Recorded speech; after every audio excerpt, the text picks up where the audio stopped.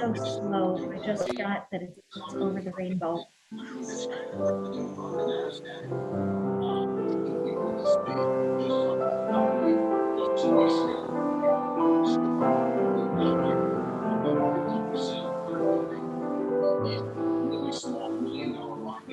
That's a good piano player. Standing up somewhere over the rainbow. But I recognized it.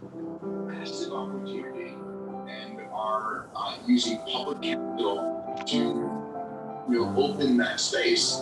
And there's a lot more. We're suborbital constellations, going to the moon, building facilities there, going to Mars, going to the asteroids that are worth trillions of dollars in fuel.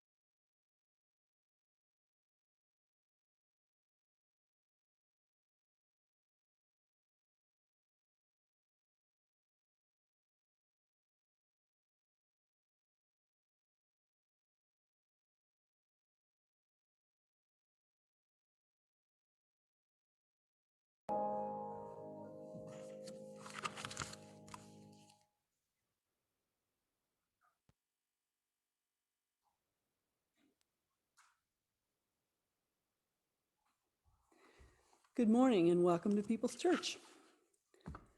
No matter who you are, where you come from, what you believe or don't believe, who you love or how you look, you are welcome here. We're so glad you are present for today's Sunday morning worship, whether you're with us in the sanctuary, attending remotely via Zoom, or joining us via the Iowa UU Witness Advocacy Network's Queer Your Faith link on Facebook Live. Welcome. I'm Kate Scheller, one of the worship associates of People's Church.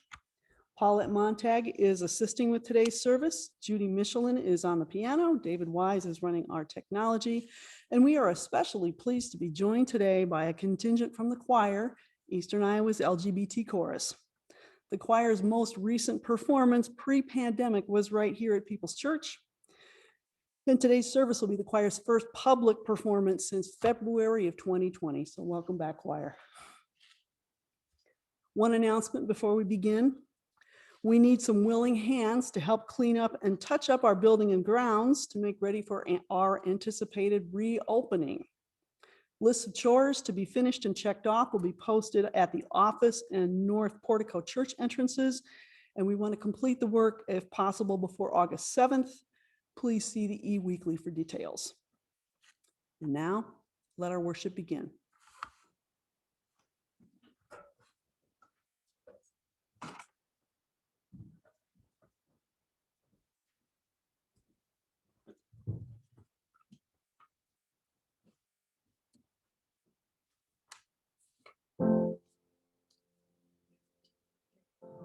Oh, freedom, oh, freedom, oh,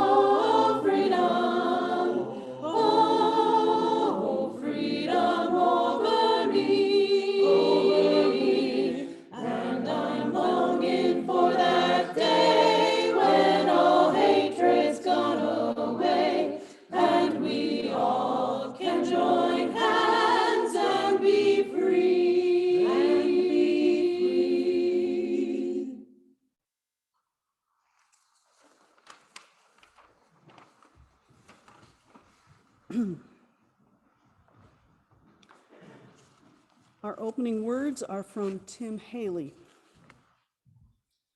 Amid all the noise in our lives, we take this moment to sit in silence, to give thanks for another day, to give thanks for all those in our lives who have brought us warmth and love, to give thanks for the gift of life. We know we are on our pilgrimage here, but a brief moment in time.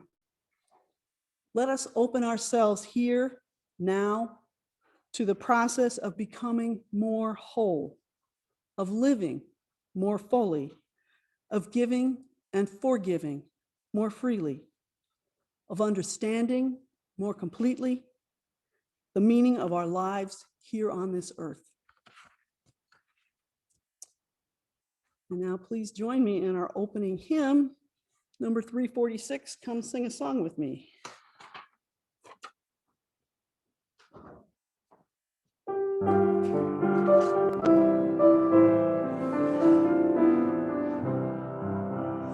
Come sing a song with me.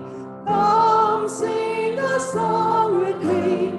Come sing a song with me that I might know your mind. And I'll bring you home when hope is hard to find. And I'll bring a song of love and a rose in the winter time. Come dream a dream with me. Come dream a dream with me. Come dream a dream with me that I might know your mind. And I'll bring you home when hope is hard to find. And I'll bring a song of love and a rose in the winter time. Come walk in rain with me. Come walk in rain with me. Come walk in rain with me that I might know your mind. And I'll bring you home when hope is hard to find. And I'll bring a song of love and a rose in the winter time. Come share a rose with me. Come share a rose with me. Come share a rose with me that I might know your mind. And I'll bring you home when hope is hard to find. And I'll bring a song of love and a rose in the winter time.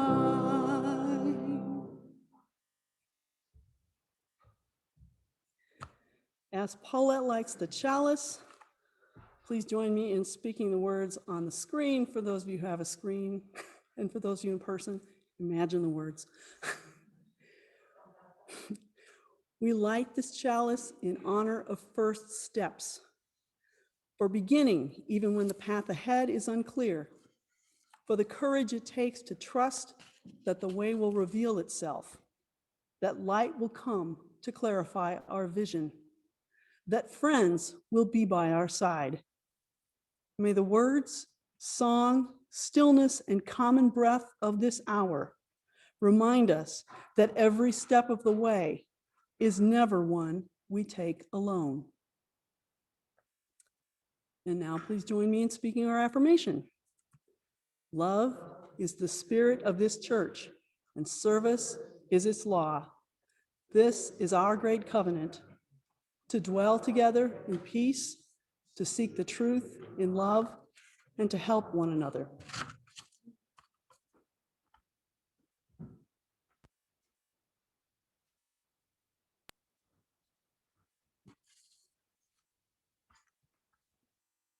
Reading A Holy, Holy is This Place by Maureen Killoran.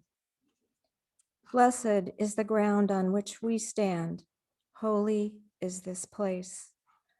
Holy are the places of memory, the places which have formed us, where we store the icons of success and shattered dreams, and gather threads and pieces of what we would become. Holy are the places of memory. Holy are the places of the dream, the places over the rainbow, where all children are wanted and all people are fed, where colors are the source of celebration, and youth and age come to the table as one. Holy are the places of the dream. Holy are the places of change and pain, the places of our struggle, where the rivers of our lives run white and fast, and we hold on and grow. Holy are the places of change and pain. Holy are the places of connection, the places where we risk ourselves, where hands, touch souls, touch minds. And in awareness still, we change our lives. Holy are the places of connection. Holy are the places of becoming, the places of clear vision, where life and world are intertwined, and we can see forever in this moment and give thanks. Holy are the places of becoming. Blessed is the ground on which we stand, holy and whole making in this place.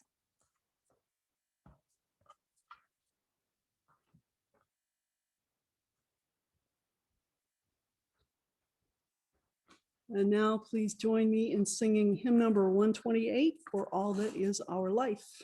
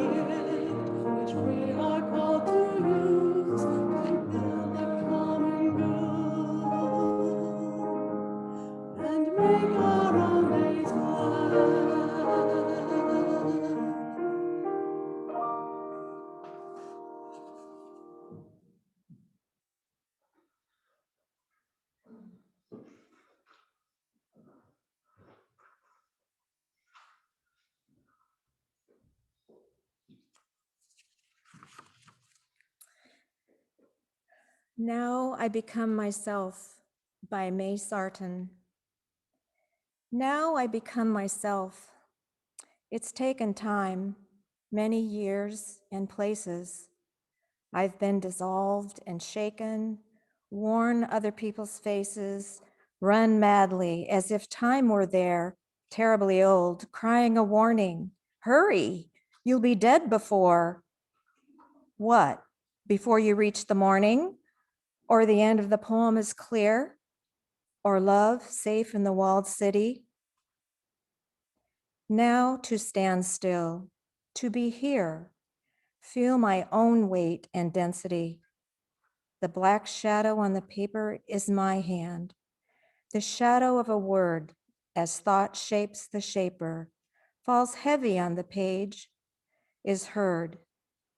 All fuses now, falls into place, from wish to action, word to silence, my work, my love, my time, my face, gathered into one intense gesture of growing like a plant, as slowly as the ripening fruit, fertile, detached, and always spent, falls but does not exhaust the root. So all the poem is, can give, grows in me to become the song, made so and rooted by love. Now there is time, and time is young.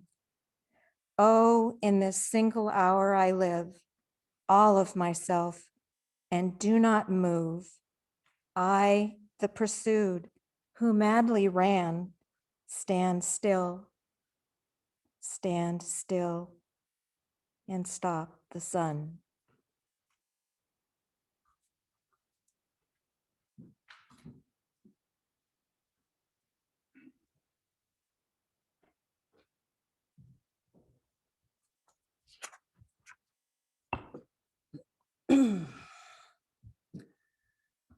I'd like to begin today's sermon with the words of Admiral James Stockdale. The distinguished admiral was a Vietnam War veteran, Medal of Honor recipient, former POW, and past president of the Naval War College. And in 1992, he was also a candidate for Vice President of the United States. These memorable words were the first ones Admiral Stockdale spoke at the vice presidential debate that year. Who am I and why am I here? And this, sadly, is what he is remembered for, at least by me, looking and sounding like a confused old man on national television. I had to Google him to find out who he was aside from that particular moment. I feel a certain kinship with Admiral Stockdale. I too am often mistaken for a confused old man. For example, there was the woman who accosted me in the restroom at work and angrily asked if I knew this was the women's room. I did. And just recently, there was the guy in a passing car who saw the rainbow flag flying from the back of my recumbent trike and yelled, "Faggot," in my general direction. I wanted to say, but I like girls. In both of these situations, clearly someone was confused. But I digress. The question, Admiral Stockdale's question, when I pose it to myself, resonates. Who am I? What is my identity? And why am I here? What is my role? I'm here today specifically to give a talk on being queer. It's a subject I'm well versed in, though to be truthful, the term still makes me a little bit squeamish. Queer is a word that we, the LGBTQ plus community, have taken back for ourselves. We are proud, in the sense that pride is the opposite of shame. You can call me queer, but you can't shame me, goes the logic. Anyway, that's the official line as I understand it. Maybe it's because I'm old or thin-skinned, but that word queer, when used by those particularly outside my community, still makes me wince a little. It still means all the things it meant when I was a child, before there was a sexual or political context to it. Queer means odd. Queer means strange, weird, different, uncool, outcast, other. The power of the word comes from those connotations and from flaunting them. And I should know, because I have always been queer.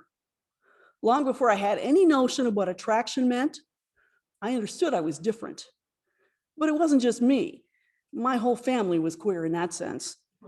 We moved around a lot, and we were always the new kids at school. Collectively and individually, we took a lot of grief from our schoolmates because we never understood the local culture. If we came home crying about it, we were told to be proud of who we were, to embrace our difference. Queer pride was the law in my home of origin. Thus, being queer in the traditional sense was a role assigned to me at a young age. I call it a role, though It is also an intrinsic quality. It is an important part of my identity. I differentiate between the two, that is, roles versus identities, as follows. A role is how we present ourselves, how others know us. Jobs, relationships, family position, I'm somebody's daughter, somebody's sister, somebody's wife, and other outside affiliations, church membership, for example. These are roles. To quote the prophet RuPaul, we're all born naked, the rest is just drag.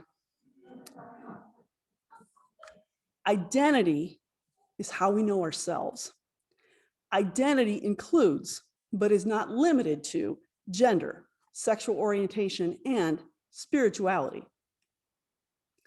Our roles are a result of choices.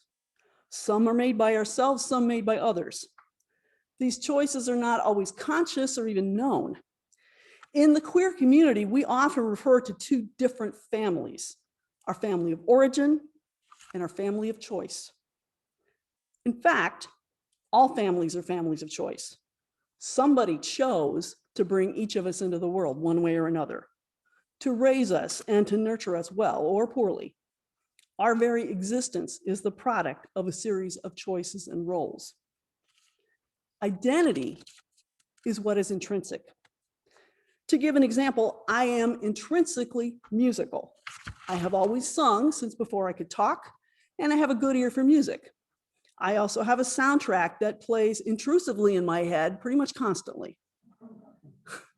This intrinsic quality has led me to perform various roles that involve music. I sing in a choir in my role as a soprano and sometimes alto or even tenor.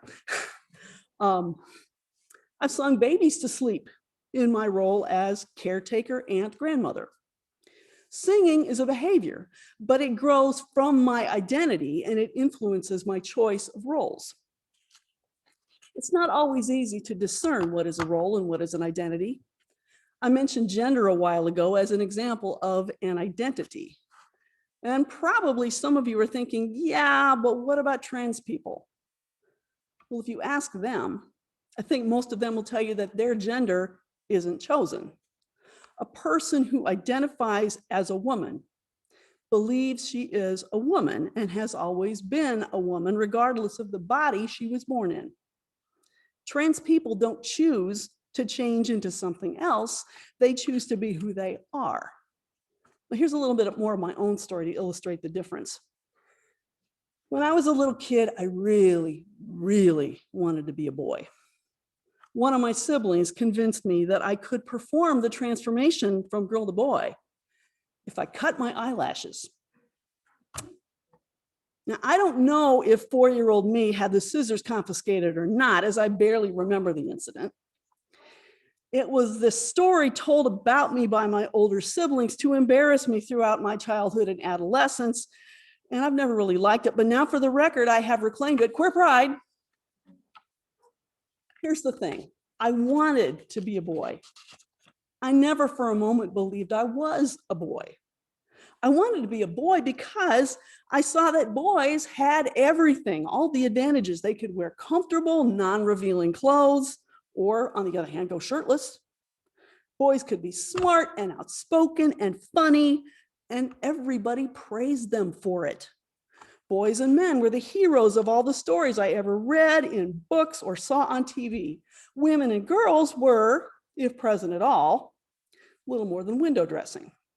I mean, even if they were the title characters in the stories, both Snow White and Sleeping Beauty actually slept through most of theirs. And they only came to life when kissed by a handsome hero. Girls, it seemed, existed to be rescued. I wanted to be a rescuer. I wanted to be a boy because boys had a better deal than girls. They could grow up to be men who had a much better deal than women. Looking back, I can't understand why every girl didn't want to be a boy. It was a role I would have chosen if I could, but it wasn't, and it isn't my identity. I never thought I was born in the wrong body, just that the way I was treated because of my body was unfair, and I wasn't wrong. I know who I am. I am a woman. I am a woman, even though I no longer possess the uterus and ovaries I was born with. They walked away a few years ago. Bodies change with circumstance and time. They inform our identity, but they do not determine them. They do not have to determine our roles. Roles are choices. I am a woman who loves women. Well, in my case, one woman in particular. I have a role as her wife that I chose because I chose her and she chose me. Before I met her, I was playing a different role, one that made me deeply unhappy, that of a straight woman who, though very interested in love and even sex, could not summon much interest at all in men as objects of desire. I didn't understand this as a role. I thought it was my identity, and I just figured I wasn't very good at being an adult human. It took action to shake me out of that role. I had kissed my share of boys and men, but when I kissed her, that was entirely different. That was a truly life-changing moment. That's when everything started to make sense and click into place. I had found my identity. I kind of feel the need right now to point out that I'm not here to make anybody uncomfortable or squeamish, because it's really strange to stand here in church and talk about my sexuality.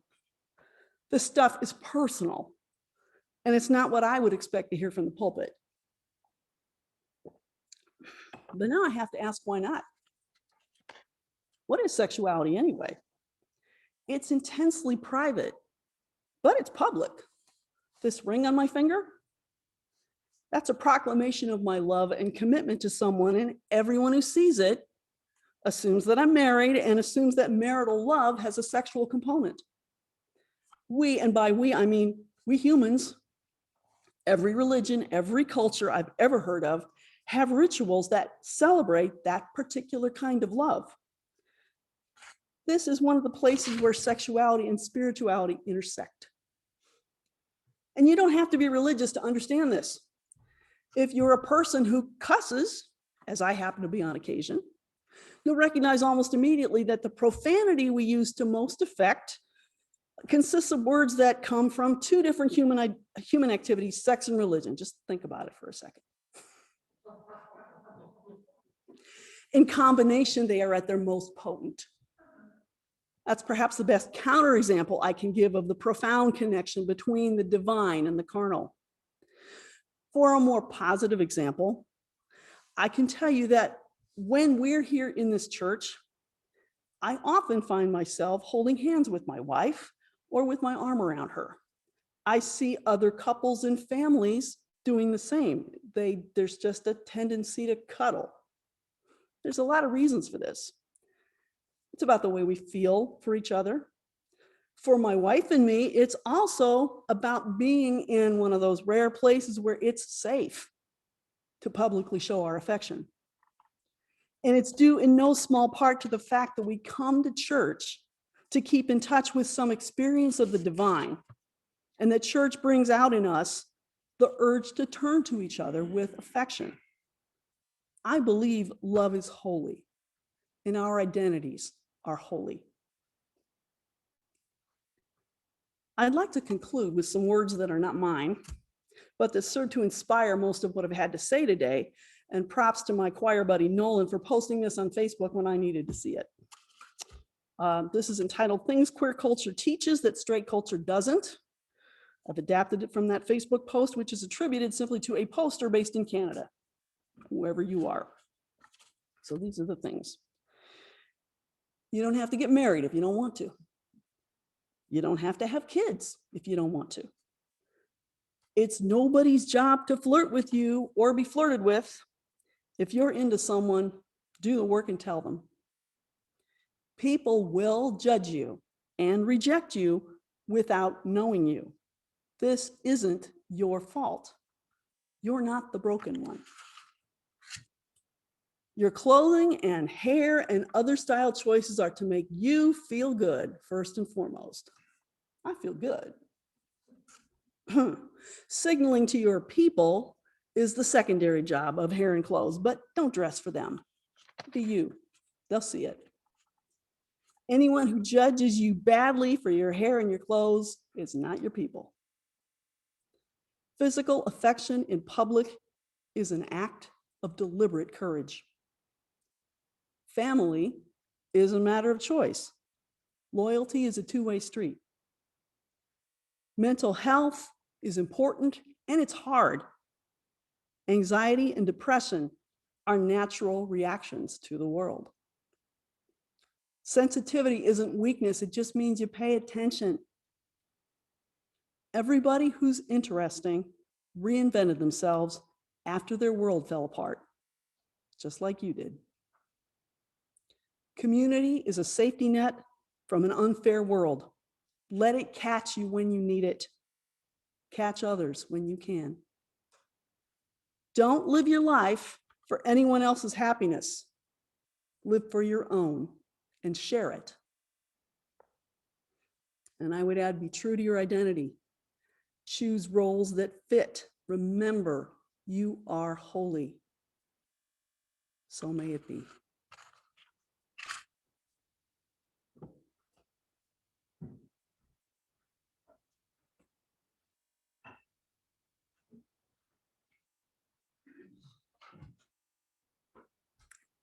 At this time, we will take up an offering for the good work of this church. As this is the first Sunday we are holding services this month, this first Sunday collection will be given to the Linn County Mental Health Access Center. This new center was developed in cooperation between Linn County law enforcement, area hospitals, and local mental health partners. The center will provide 24-hour crisis care for those experiencing a mental health or substance abuse disorder. The center was designed to prevent unnecessary hospitalization and arrests. It will provide evaluations, suicide screening, detoxification, and care coordination and referrals. There are a few ways to give. You can send us a check. You can go online to our website at www.peoplesuu.org and click the Donate Now tab, or you can use your smartphone to download the Give Plus app.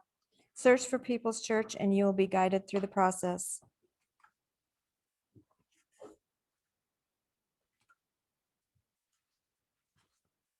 Now, if you could join us, the choir, for singing For Our Lives.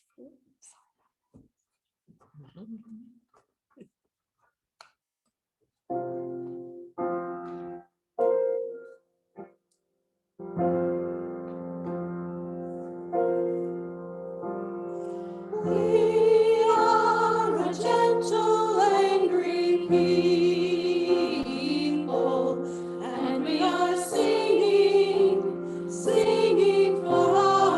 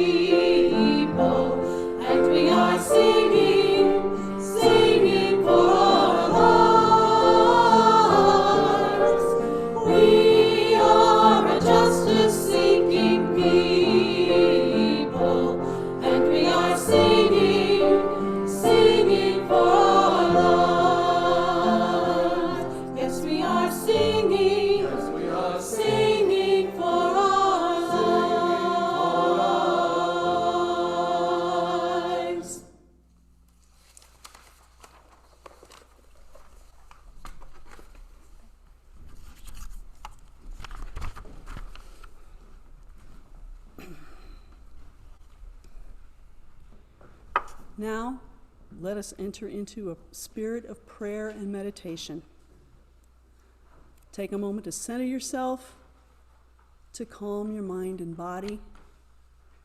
And let's just sit for a moment in silence.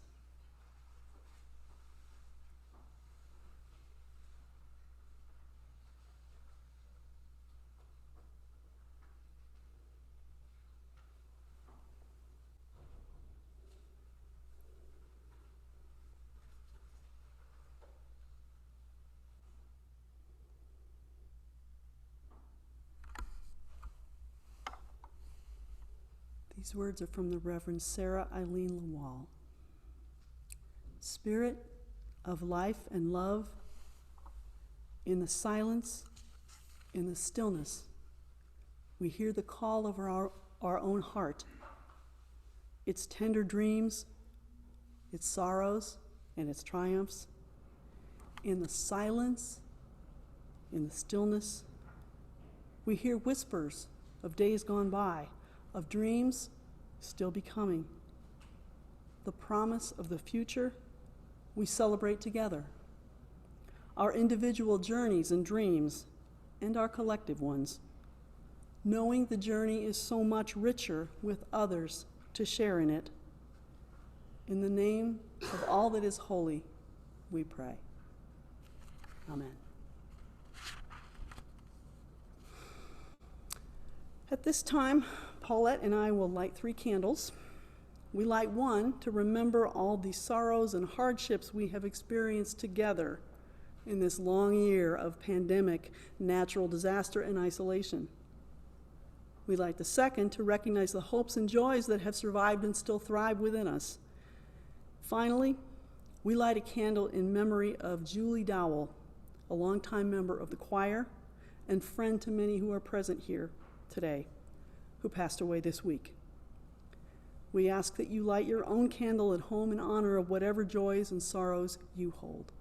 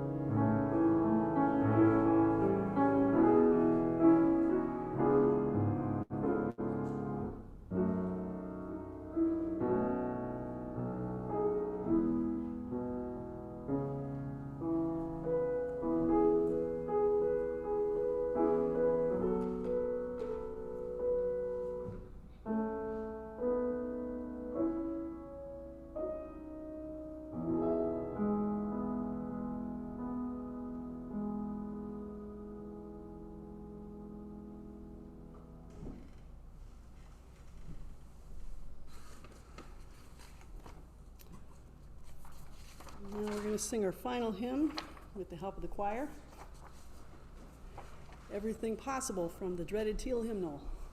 Come on up.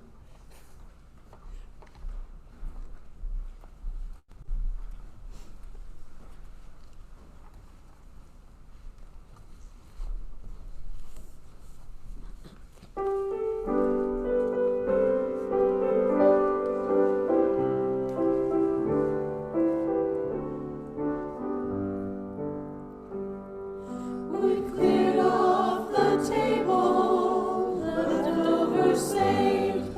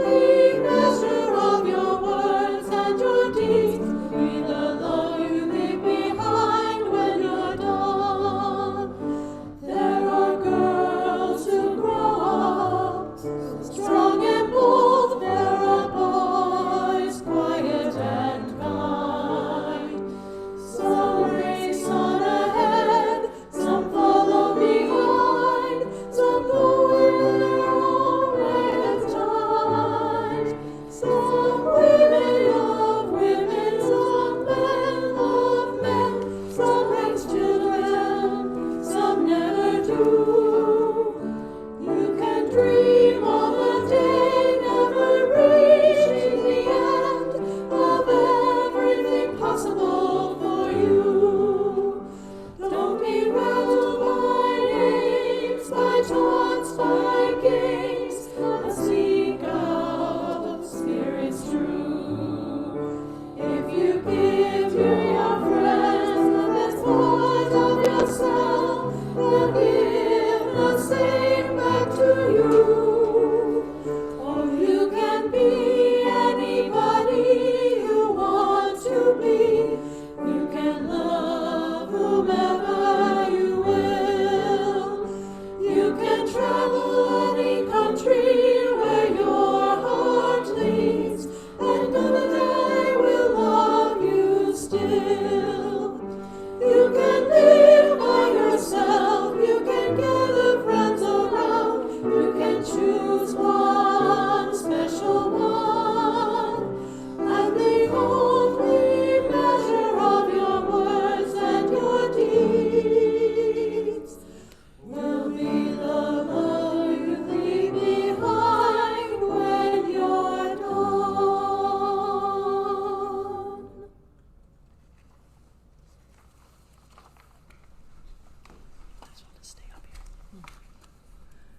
As Paulette extinguishes the chalice, please join me in reading the words on your screen. We extinguish this chalice flame, but not the light of truth, the warmth of community, or the fire of commitment. These we carry in our hearts until we are together again.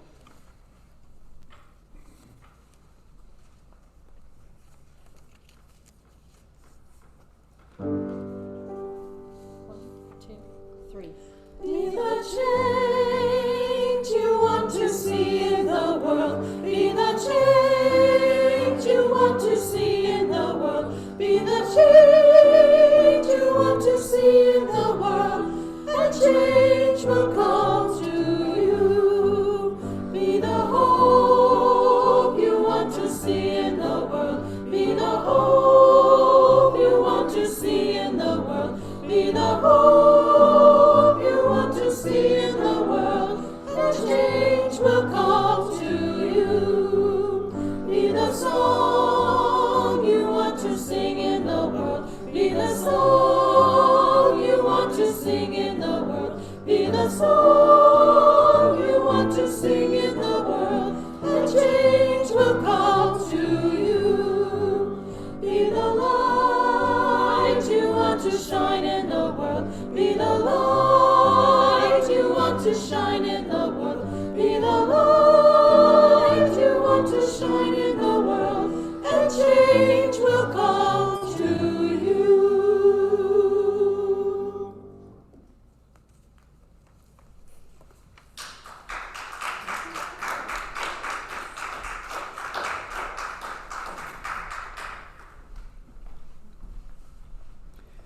Our benediction is from Eric Williams. Blessed is the path on which you travel. Blessed is the body that carries you upon it. Blessed is your heart that has heard the call. Blessed is your mind that discerns the way. Blessed is the gift that you will receive by going. Truly blessed is the gift that you will become on the journey. May you go forth in peace.